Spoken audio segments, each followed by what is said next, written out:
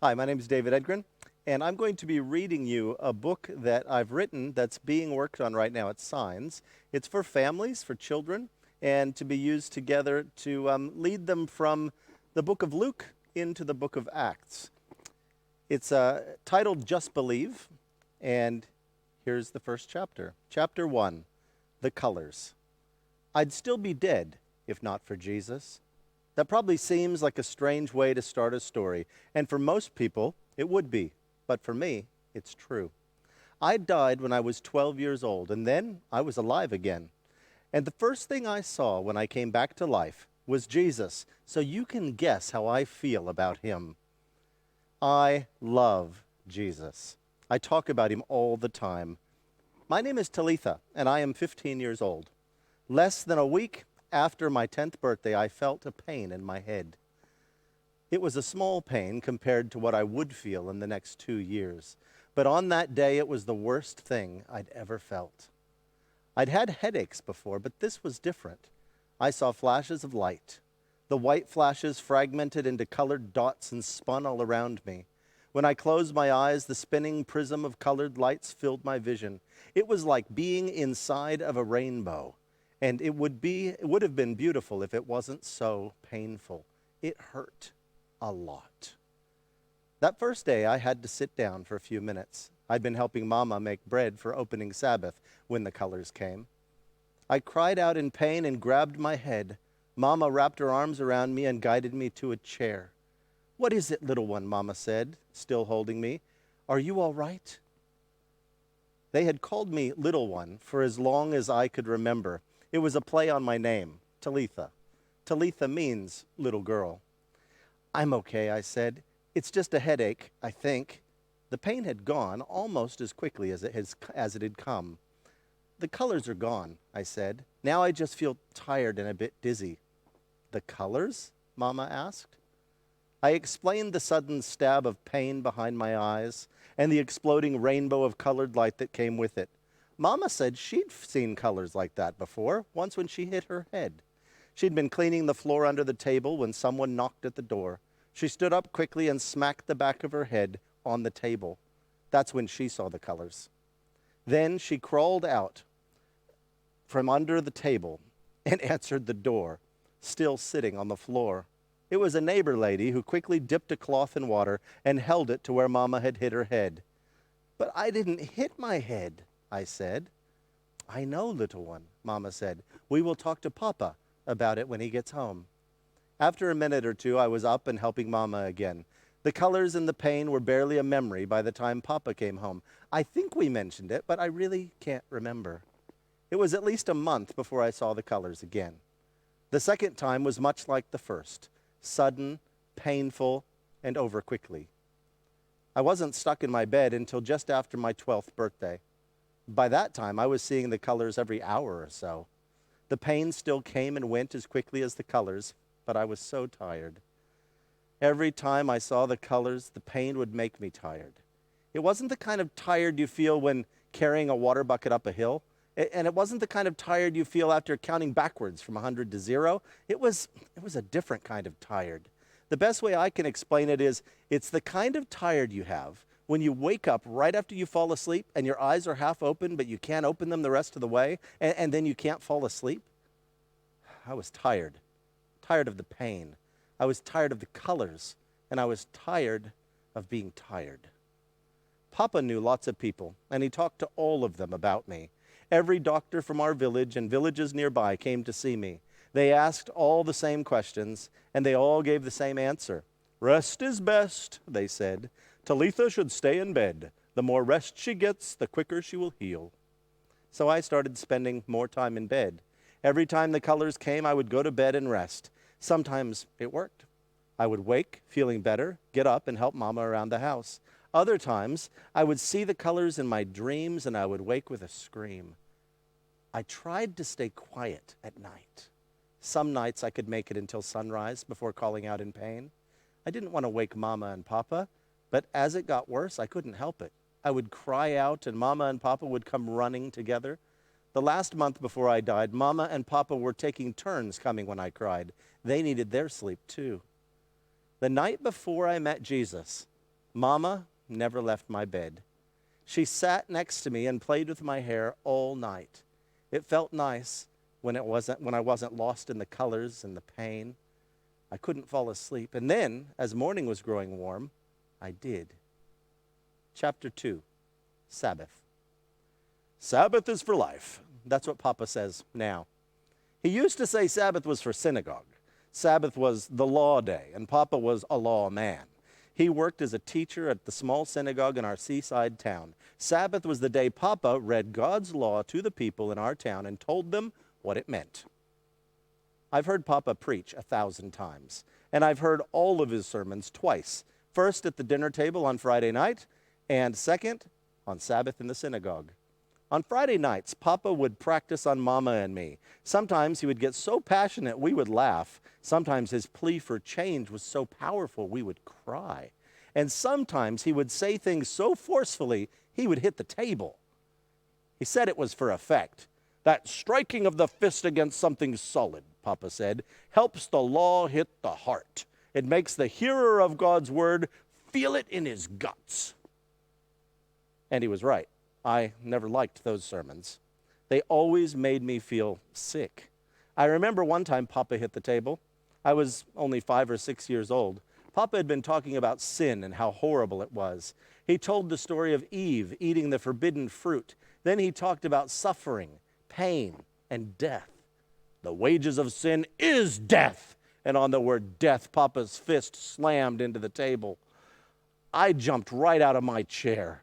I was crying. I can't remember what was going through my head. I just shouted, "I didn't do anything." Then I ran to my room and threw myself on my bed. Mama followed a few minutes later and sat next to me. She held me in her arms and wiped the tears from my eyes. "Papa was very surprised by your response to his sermon," she said, a small smile stretching across her face. "I was surprised too, little one." We sat there in silence for a long time, Mama playing with my hair. "Is it really our fault?" I whispered. "Did women really curse the earth to suffering, pain, and death?" I copied Papa's phrase and tone as I said those 3 words. "That I don't know, little one," Mama said. "But this I do know. God gives life. God gave us you. And he gives us a sunrise every morning. God is good and he loves us more than we can imagine." "The wages of sin is death," I punched the bed, imitating Papa again. "You know Papa loves you," Mama said. "He's still sitting at the table. He hasn't moved since you left." "I love him too," I said, swinging my feet off the bed. "I'm going to go tell him." Mama tousled my hair at my feet as my feet hit the floor. "He'd like that, little one," she replied as I headed toward the door. I gave Papa the longest hug ever. Then I said, "I just wish there was more to this sermon." "What do you mean?" Papa asked. "Death," I said. "Why is that the end? Can't God come up with a better ending for our story?" Papa laughed a big belly laugh. "You sound just like a rabbi. That is the exact kind of thing we would say in synagogue." "It is?" I asked. Papa nodded. "It is what I hope they say tomorrow." "You do?" I said. "Why do you want them to ask that same question? It's just a little girl's question." "Ha," Papa said, and hit the table again. "It is not. That is the right question." "It is?" I asked again, my eyes wide in amazement. "Indeed it is." Papa hugged me tight. "Now, you'd best be off to bed." "But I want to know the answer." "We all do, little one." Papa pushed his papers into a neat pile. "We all do." Sabbath is for life. That's what Papa says now that I'm alive again. As the colors came more and more, I couldn't go to synagogue on Sabbath. I needed to be near my bed. And that meant Mama couldn't go either because she was caring for me. Every Sabbath, it got harder and harder for Papa to go to synagogue. He didn't mind going alone. It's just that he wanted to be with me. I was dying, and he was afraid he would come home and I wouldn't be there anymore. "Sabbath is for family," Papa would say when Mama said he really should go to synagogue. "Sabbath is for resting," is another thing he said. Sabbath is for healing. He had a lot of things to say about Sabbath as long as they meant he was staying right there next to my bed all day. I have to work every other day of the week, Papa said. Sabbath is the only day I can rest as God rests with his children. Chapter 3, Jesus. My best friend Josh lives next door. He came to see me every day when I was sick. Usually he would stop by in the morning on his way to school and again on his way home. On the weekend, he would come over multiple times throughout the day. Mama and Papa were best friends with Josh's parents. One morning, we ate breakfast together. Josh and his parents had come to our house, and I was feeling well enough to join in. We all sat at the table. Near the end of our meal, a group of people walked down the street past the house. They were all laughing and talking amongst themselves. There was excitement in the air. More people kept coming, and the crowd grew.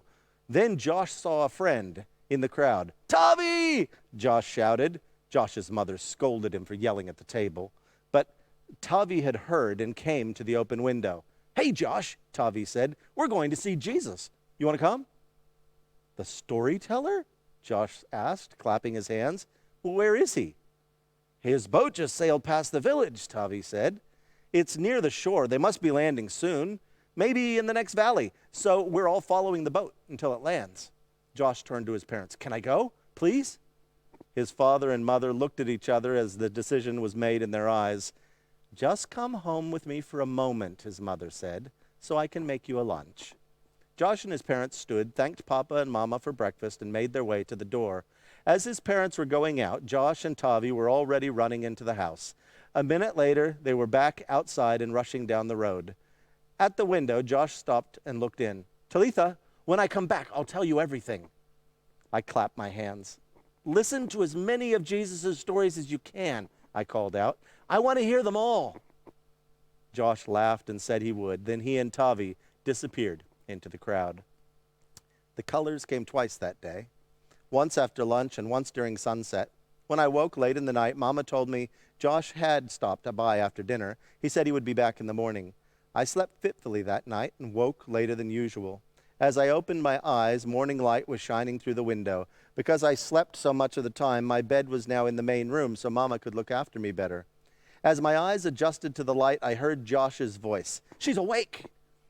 He had said it quietly, but as it was the only noise in the room, it sounded loud to me. "Yes, I'm awake," I said, rubbing my eyes. Josh was sitting on a chair next to my bed, holding a steaming cup. He held it out to me. "This is for you. It's the tea that you like." I thought I could smell something, I said. "Where did you get that?" "From me," Mama said from the kitchen side of the room. "I was just boiling the water when Josh arrived. He said he doesn't like tea, but his hands were cold, so he held your cup and waited for you to wake up. He's only been here a few minutes." "Ah," I said, "thanks." I sat up in bed and took the hot tea from Josh. I blew across the top of the cup and took a careful sip. It was just right.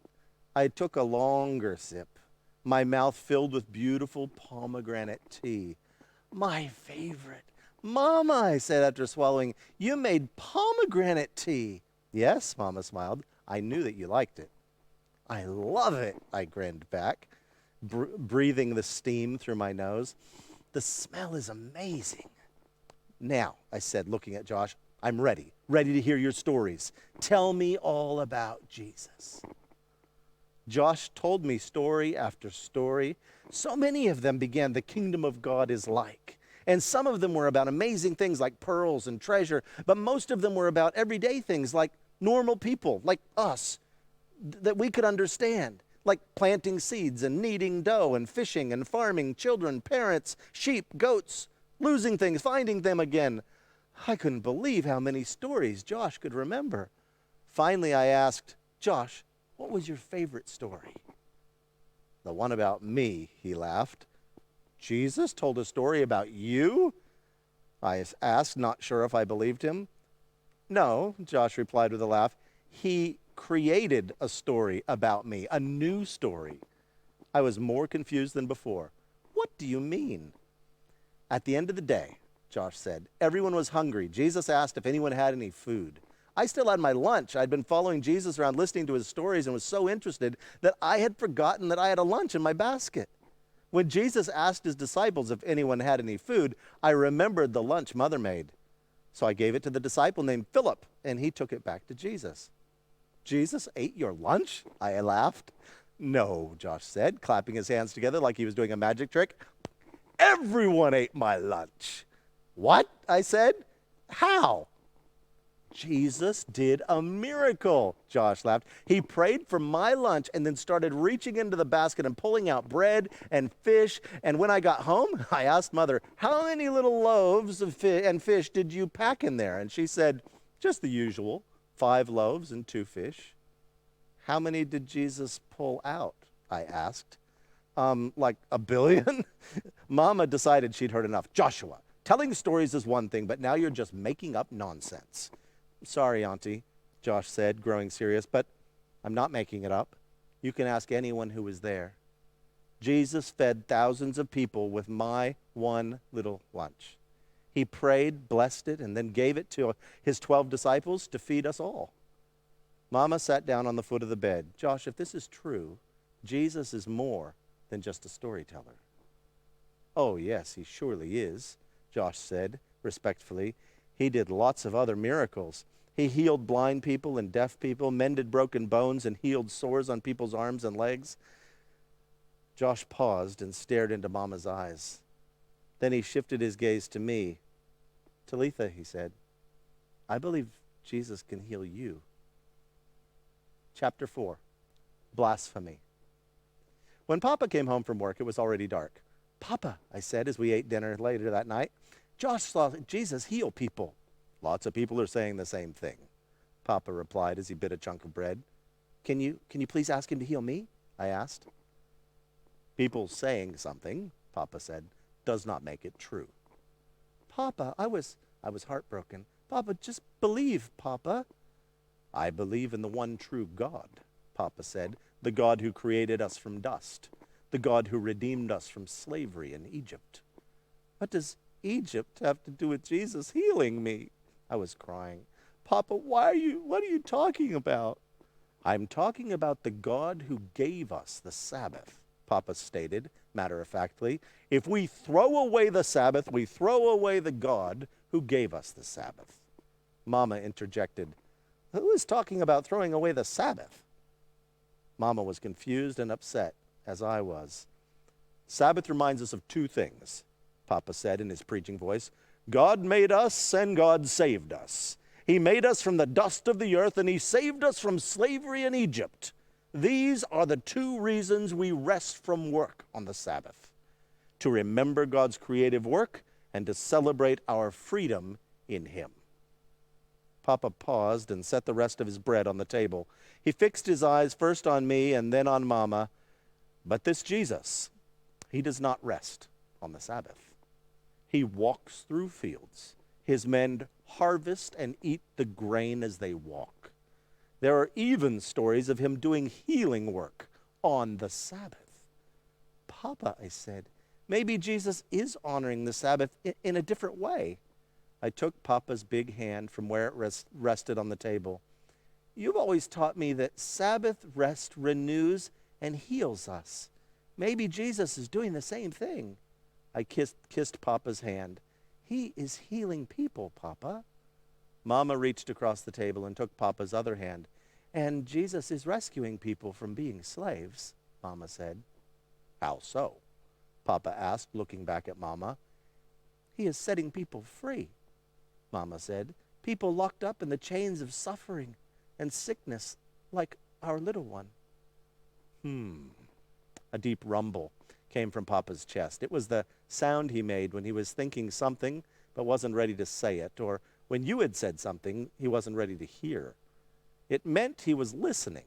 Sometimes it meant Papa was hearing something new or special from God. Sometimes it meant Papa was slowing his racing mind enough to hear Mama and me. There was a familiar knock on the door. It's Josh, I said. I will think on these things, Papa said as he pushed his chair away from the table and stood to open the door. Josh bounded into the room in his typical way. Good evening, Uncle and Auntie, he said. Before they could even respond, Josh blurted out, have you heard? Jesus walked on water last night. Everyone is talking about it. Papa raised his eyebrows. More silly stories. Really? Josh shook his head. He's the reason the storm stopped so suddenly. It was true that everyone had been talking about last night's strange storm and sudden calm. People were used to storms in our seaside village. Animals were moved inside houses, windows shuttered from the outside, doors boarded from the inside. When the storm suddenly struck, Papa and Mama jumped out of bed and quickly prepared our house. As the wind whipped sea spray through the door and window, in seconds, my blanket was wet and salty. Mama hung it in the middle of the room and got me a spare blanket. These storms were common enough that people didn't worry too much. After a day or two, the storm would end with a heavy fog hovering over the sea and the village, connecting the two. The fog would always slowly clear on the morning after the storm. That's how it always was until last night. Last night was strange indeed, Papa said. The suddenness of the calm drew people out of their houses to see what all the silence was about. Did you see the moon? Josh said excitedly. Yes, Papa said. It was the only thing in the sky. Not a cloud to be seen, not a wisp of wind. It was as if we were in the very eye of a storm.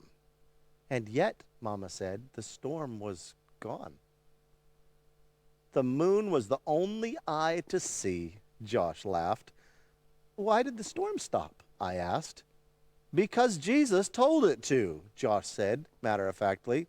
Both Mama and I gasped. Joshua, Mama said, you mustn't say such things. This is blasphemy.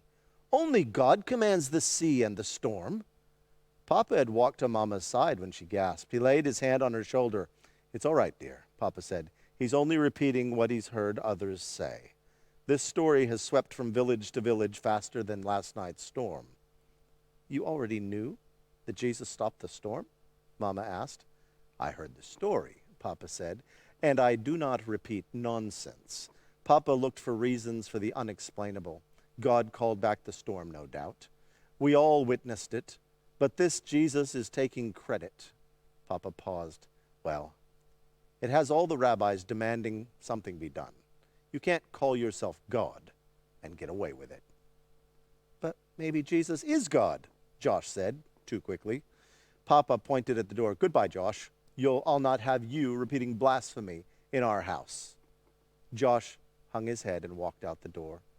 Papa stood silent for a moment, shook his head as if clearing his thoughts, and walked into his room.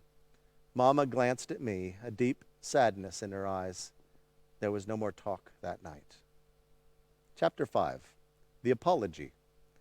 The next morning, just as we sat to begin breakfast, there was a slow, unsure knock at the door. Mama rose quickly. I'll get it, she said. She opened the door a crack and looked out. Yes, she said, a note of recognition in her voice. I'm here to apologize, said a very subdued Josh. Mama paused. Let the boy in, Papa said. A good man always repents of his sin and allows others the right to do so. It was a phrase I'd heard Father say many times.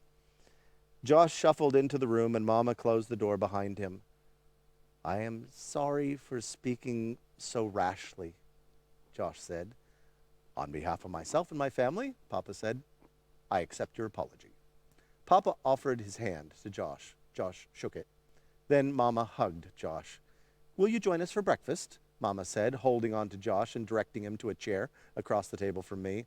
If you wish, Josh said, as he obediently sat. As we ate, everyone waited for Papa to begin the conversation. After a long silence, Papa said, What have you learned from last night, Joshua? Josh considered his answer. I have learned that I should allow others to speak. Wise, Papa said. And what would that have accomplished? Perhaps someone else, Josh looked up sheepishly, would have said it better? Papa burst out laughing. You're not wrong, Josh.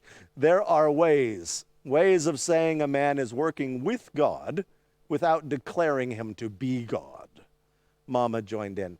Papa and I talked about it late into the night. It is clear that Jesus is doing things impossible for a human to do under his own power. Do you think that Jesus is a prophet? Josh asked.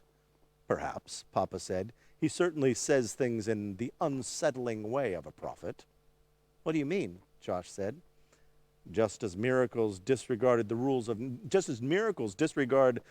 of nature, Papa said, a prophet often disregards human niceties. You mean, Mama smiled, they are rude. Josh and I both laughed. Jesus has said harsh things about the synagogue leaders, Mama said. She looked concerned. And about Papa. Yes, Papa said. He sends us back to the scriptures. He does? I asked. I had only heard about Jesus' stories and miracles. Indeed, Papa said. Jesus knows the Torah and the prophets as if he were there when they were written. Papa laughed, clearly uncomfortable with his own words. He understands the wisdom and the meaning of the scriptures more deeply than many of our most well-trained scholars. Well, that's no excuse to be rude, Mama said.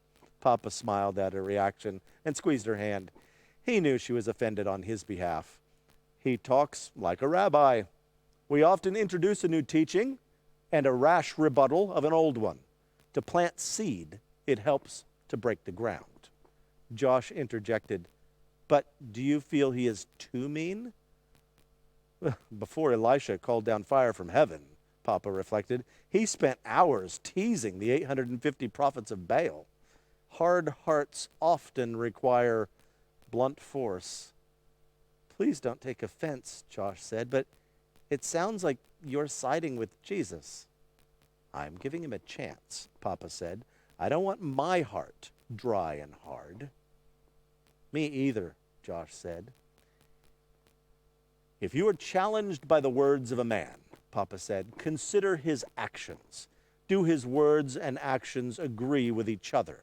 If they do, then test him against Scripture. Your words and actions always match the Scriptures, Josh said. Oh, I wish that were true, Papa said, but thank you. A man should always try to have unity in word, action, and truth. The Messiah will be a man of such integrity, and we must always be looking for the Messiah. Do you think Jesus could be the Messiah? Josh asked. We must always believe, Papa said, that the Messiah could be among us. He is that close. So Jesus could be the Messiah, Josh asked. It is possible, Papa said. You have certainly caused me to give it consideration. How will you decide? Josh asked. I will ask others about him, Papa said, and if I get the chance, I will test him myself. You got to step out of the boat, Josh smiled. Papa laughed. You mean like Peter did? Jesus told him to do it, Josh said. Papa looked at Mama and me, raising his hands with a flourish as he explained, people say Peter walked on water like Jesus. Yeah, but he sank, Josh laughed, like a rock. Every fisherman has big stories, Papa said. But with Jesus and his followers, the stories just keep coming. I'm not closing the book yet. So you're not mad at me? Josh said. Not today, Papa laughed, and then put on a funny face. Yesterday I wasn't so sure, but today I'm glad God put your family next door. Thanks, Uncle, Josh said. I need to get ready for school. Thanks for second breakfast, Auntie. Don't tell my mom. And with that, Josh was out the door as quickly as he'd come in last night. He was back to his old, bouncy self. His energy made me happy. It reminded me of when I could run and play without being tired or worrying that I was suddenly going to be blinded by the colors. I hadn't been outside for months. Daylight was too bright, and by evening I was too tired. Every day I stared out the window and imagined all the things I could do if I were normal. Now I had hope that one day soon Papa would believe in Jesus and ask him to heal me. Chapter 6, Death. Over the next few weeks, Papa came home with new stories about Jesus every day. Jesus had been going into homes of outcasts, walking through villages healing the sick, traveling across the countryside healing lepers. Everywhere he went, he told stories about the kingdom of God, challenged the religious leaders, and empowered the common people with promises of status and inheritance in his Father's kingdom. The night before I died, Papa came home very excited. I think Joshua was right, Papa said. Jesus might be the Messiah we've been waiting for. Why do you say that? Mama said. The Messiah will set us free from our oppressors, Papa said. To do this, he will need to supply armies with food and armor and weapons. Jesus doesn't seem like a fighter, Mama said. He's always talking about peace and kindness. Yes, those are his words, Papa said. But his actions. The other day he fed a huge crowd with miracle food. A few bread rolls and fish became food for thousands. Today he did the same thing with money. He gave money to thousands of people? Mama wondered aloud. No, Papa said. Jesus needed to pay the temple tax but didn't have any money. So he sent Peter to the shore to catch a fish. One fish. Cast out a lines, Jesus said. The first fish you catch will have a 4 drachma coin in its mouth. And it happened just as Jesus said. 4 drachmas, Mama said. That's the amount of the temple tax. Exactly, Papa said. He can bring forth food and money from thin air. He may not be a military leader yet, but he has the ability to resource an army of unlimited size. I see, Mama said. And that's why you think he could be the Messiah. Precisely. Papa was nearly laughing with joy. I had been listening quietly. My head was very sore and I was desperately tired. I hadn't slept well in days. He cleared the temple in Jerusalem the other day, Papa continued, like he owned the place. He told the salesmen and money changers to get out. While they hurried to get away from him, children rushed to Jesus. He sat on the temple steps and blessed each child, one by one. He is, without a doubt, up to something. Papa, I said. It was all I could do to whisper. Papa and Mama hurried to my bedside. They hadn't realized I was awake. Yes, little one, what is it? If Jesus is the Messiah, I paused to build up enough strength to continue. Maybe his Sabbath habits are not. For 5 or 6 breaths, I could only swallow and blink my eyes as my throat tightened and tears began to fall. Then I continued, Papa, maybe. I wanted to explain to Papa that if Jesus was the Messiah and was able to do miracles with bread and fish and money, and if Jesus could walk on water and still a storm, restore lepers and heal legs, arms, heads, and hearts, then maybe he wasn't a Sabbath breaker. Maybe Sabbath was best honored the way Jesus was doing it. And if Jesus was not offending God's perfect law by breaking God's holy Sabbath, then maybe Papa could allow Jesus to heal me. But I couldn't say all that. I only had enough energy for one word. Papa. Mama and I had talked about Jesus every day while Papa was away working at synagogue. She understood what I was trying to say. She wants Jesus to heal her, Mama said. But she knows you believe Jesus is a Sabbath breaker and cannot be welcomed into our home. I'm no longer convinced he is a Sabbath breaker, Papa said thoughtfully.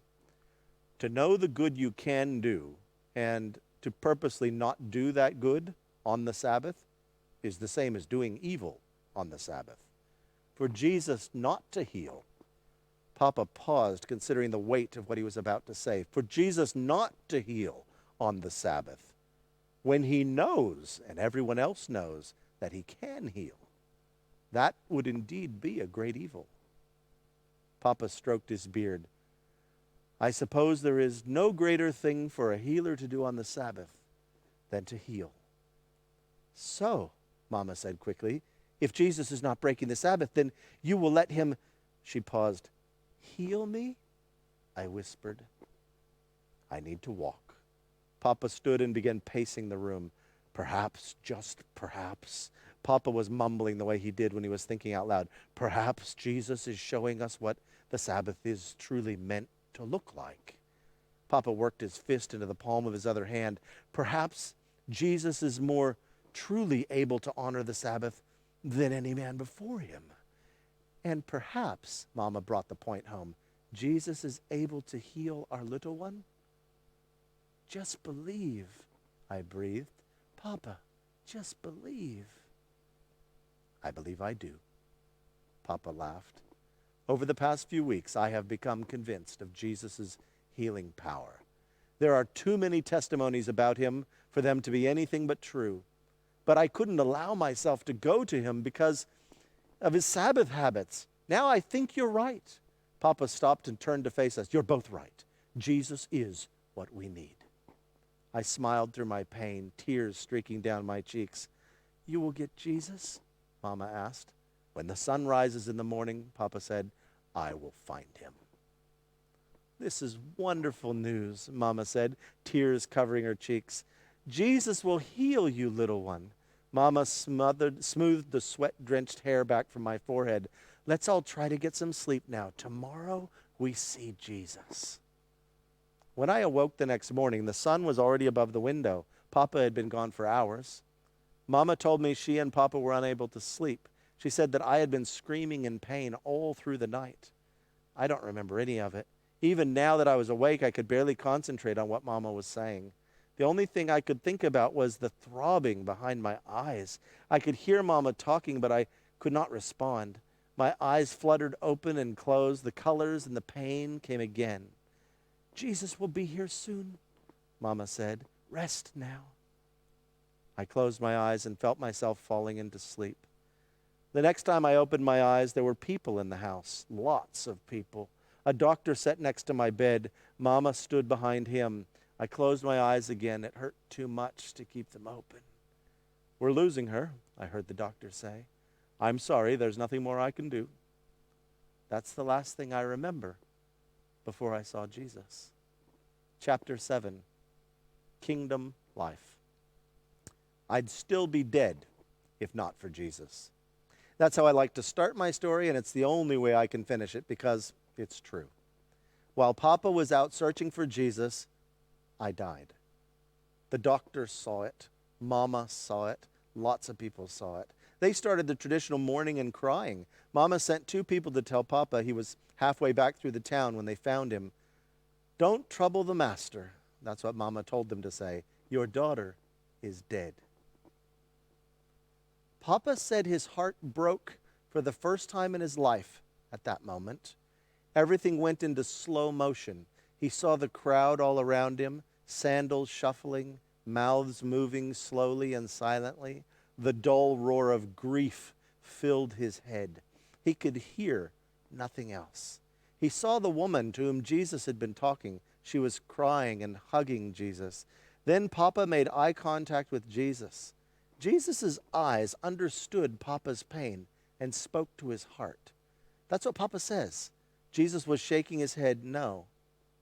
Jesus' eyes said, don't break now, heart of Jairus. Be strong. Then Jesus spoke.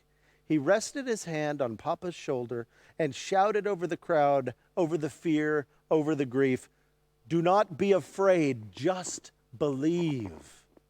And so Papa did. Papa came home, and he brought Jesus. When they entered the house, Mama says Jesus drove the people out like he drove the money changers out of the temple. He had no time for their tears. Get out, Jesus said. She's only asleep. I like the way Mama tells this part of the story. He took your little lifeless hands, Tally, she always cries. He took your cold, pale hands and both of his big, tan carpenter's hands, and he said your name. He called you back from the dead. He really did. I heard it like an echo. Talitha, wake up. My eyes opened, and I saw Jesus smiling down on me. If Papa hadn't been there to hold Mama, she would have fallen in a heap. I took one big breath, sat up, and got out of bed. I'd been stuck in bed for so long, it felt amazing to be well. I felt better than I'd ever felt before. I hugged Jesus. You came! I laughed. I jumped up and ran around the room, hugging one person after the next. Mama, Papa, Jesus again. Peter, John, James. Then I ran next door and hugged Josh. Look, I laughed. I'm well. Then I ran back into our house. Jesus said I was hungry, so Mama gave me some bread and some fruit. Josh and his parents came over. All the mourners, still waiting outside, saw me run out and back in, and they were amazed. The crowd grew fast. I was dead, and then I wasn't. That's pretty big news, no matter where you live. Jesus and his disciples stayed in our home for a few minutes longer, and then they went on their way. But they never really left us. You remember I told you I'm 15 now. I died 3 years ago. A year later, Jesus died. He came back to life too. I, for one, should have believed him when he said he would die and come back to life. But like everyone else, I didn't. We are a Christian family now. We have church in our house every Sabbath. The cool thing is, my story can be your story. Jesus promises you a new life if you believe him. Last Sabbath, Papa explained why he believes that Jesus is God. Jesus brought my little one back from the dead. I've heard Papa say this 1,000 times. But the prophets of God also gave back life to children. Then Papa pauses and strokes his beard. He looks into the eyes of his listeners and makes sure he has their full attention. Then he finds the most skeptical person in the room, looks into their eyes and says, the cross. Jesus died on a cross. Then his lifeless body went to the grave. The hearts of his followers broke. My heart broke the way it did when little Talitha died. Then, after spending 2 nights in that grave, Jesus walked out alive. Papa lifts his hands and shrugs his shoulders and says, that's a story I can believe. That's a God I can believe in. Jesus, champion of the grave, defeater of death, giver of new life. Jesus gives life to all who accept it, life to the full. So that's the way Papa likes to tell his faith story. You already know how I like to tell mine. I'd be dead if not for Jesus. How has Jesus changed your story? Let's bow our heads for closing prayer. Dear Lord, we thank you that each one of us have a story. Some of us think that our story might be a small story, but each one of them is death into life. Help us to see the power of our story and to share it every chance we get, to connect people to you through the story of how we were once lost and then found. We were once dead and then alive. We are yours and eternally alive in you. Thank you for loving us so much. In your name, amen.